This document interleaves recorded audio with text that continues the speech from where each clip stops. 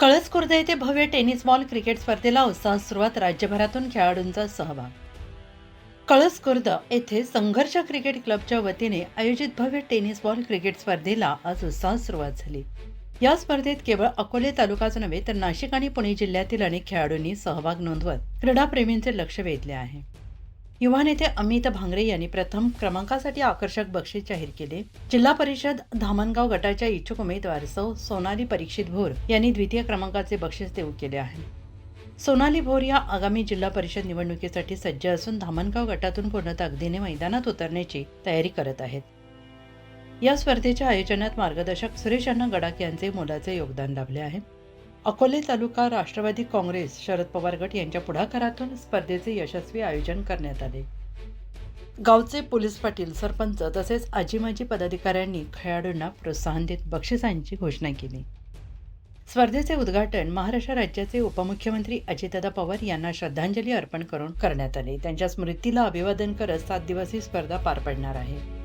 यावेळी सुरेश अण्णा गडाख, भानुदास वाकचौरे, सरपंच दीपाली चासकर, राहुल वाकचौरे, अरुण वाकचौरे, केरू डोखे, योगेश मेंगाळ, श्रीकांत गिरे, गोरख पथवे, दीपक आगिविले, किरण गडाख, पांडुरंग पथवे, परीक्षित भोर, विकासराव बंगाळ, सोनाली भोर, पोलीस पाटील संतोष वाकचौरे, पंढरीनाथ वाकचौरे यांच्यासह गावातील विविध संस्थांचे पदाधिकारी, मान्यवर, महिला मोठ्या संख्येने उपस्थित होते. गावकऱ्यांच्या उत्स्फूर्त प्रतिसादामुळे कळस खुर्द येथे सध्या क्रीडामय आणि जल्लोषाचे वातावरण निर्माण झाले असून ही स्पर्धा ग्रामीण भागातील खेळाडूंना मोठे व्यासपीठ ठरत आहे.